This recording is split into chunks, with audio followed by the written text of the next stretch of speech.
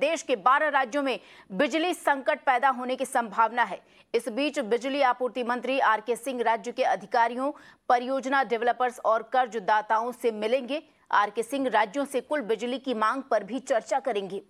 अप्रैल के बाद से बिजली की आवश्यकता में 14% की वृद्धि हुई है, जो बढ़कर 134 बिलियन यूनिट हो गई है।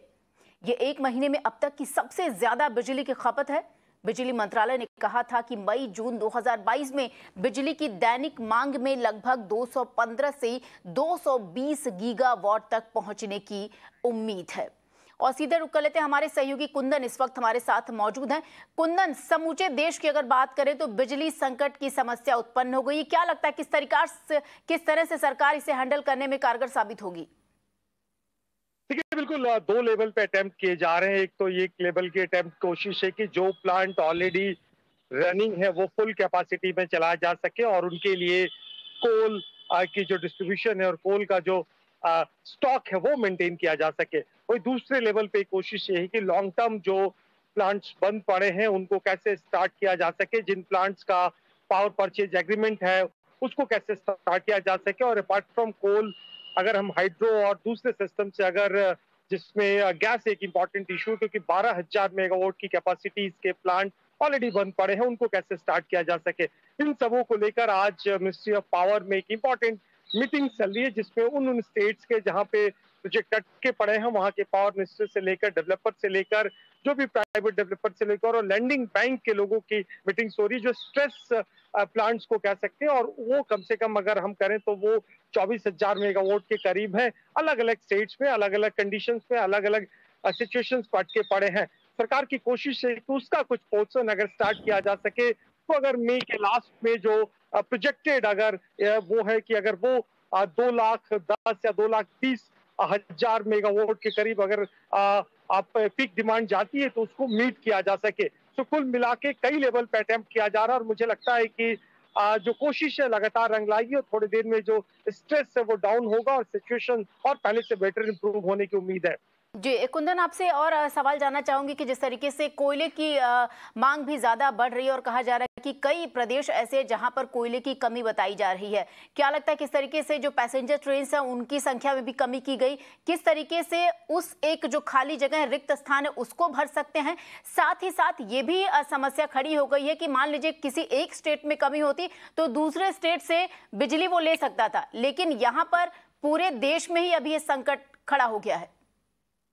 देखिए, दो स्तर पे इश्यूज है। अगर आप रिक्वायरमेंट की बात करें कोल लोडिंग की, जो कि रेलवे जिस रैक से ढोती है, रेलवे मौजूदा 420-422 के करीब अपना रैक को डिप्लॉयमेंट कर रखी है, लेकिन कोल मिनिस्ट्री का जो प्रोजेक्शन उन्होंने मांगा है कि कम से कम 4.5 या 460 के करीब अगर उनके पास रैक आता है तो वो सफिशिएंट इस कंडीशंस में होंगे कि जो क्रिटिकल है, जहां पे स्टॉक कम है, वहां पे डिमांड को जल्दी जल्दी मीट किया जा सके। वहीं कोल की जो ओरिजिनेटिंग माइनिंग है और वो प्लांट के बीच में जल्दी से जल्दी कोल को पहुंचाया जा सके, उसको लेके सर्टेन रूट्स में खासकर 400 450 से लेकर 650 के करीब में रेलवे की ट्रिप्स को कैंसिल किया गया। अगर आप रेगुलर ट्रेन की बात करें तो 50 से 60 ट्रेन को डाइवर्ट किया गया, रोका गया है। एक तरह से जो लीन है, जो ट्रेनों में पैसेंजर की पहुंच कम है, उनसे रोक के एक तरह से रूट बनाया गया जिससे जल्दी जल्दी पहुंचाया जा सके।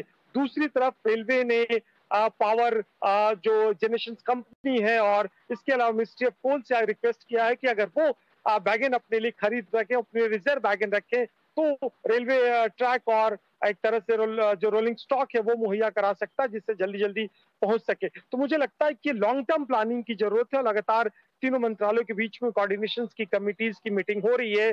सेंट्रल गवर्नमेंट की तरफ से, मिनिस्ट्री ऑफ होम की तरफ से इसका सुपरविजन हो रहा है, तो सिचुएशन रिलीज होने में थोड़ा वक्त लगेगा। वहीं दूसरी तरफ एक बड़ी समस्या ये है कि ज्यादातर पावर जनरेशन कंपनियों का जो पैसा है वो मिनिस्ट्री ऑफ कोल को देना है। वहीं डिस्कॉम की कंपनियों का जो पैसा है पावर जनरेशन कंपनियों का पास अगर जाता है तो वो कोल स्टॉक को मेंटेन कर सकते हैं और उनको पता है कि आने वाले वक्त में अगर पीक डिमांड में उनके पास स्टॉक ज्यादा रहेगा तो इस तरह से क्राइसिस नहीं होगी और वो अपने प्लांट को 100% ऑक्यूपेशन से चला सकते हैं, जिससे पावर की क्राइसिस को मीट किया जा सके।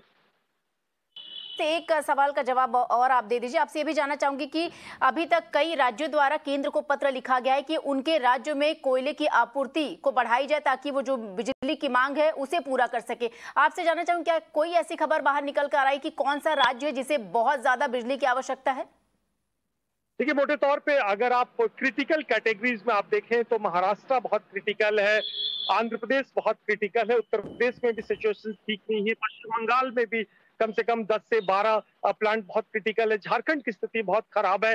सो इन जो ज्यादातर जो इन स्टेट्स के हमने नाम लिए उनमें जो पावर प्लांट है उनके पास जो कोल का स्टॉक है वो बहुत कम है, और अनफॉर्चुनेट वो ज्यादातर जो प्लांट्स है वो ओरिजिनेटिंग यानी जहां से माइनिंग होता है, कोल निकलता है और उनके बीच की दूरी बहुत ज्यादा है, तो उनके पहुंचाने में भी एक अच्छा खासा वक्त लगता है। लेकिन जो कोल मिनिस्ट्री है वो एक तरह से रेलवे, कोल और पावर के बीच में एक कोऑर्डिनेशन काम कर रहा है कि अगर किसी पर्टिकुलर पावर स्टेशन पे कोयले की क्राइसिस होती है तो दूसरे का कोयला सरप्लस उसको दिया जा सकता है, और कम से कम ये कोशिश है कि सबसे कम से कम प्लांट बंद होने की स्थिति पे ना आए और एक तरह से चीजें चलती रहे।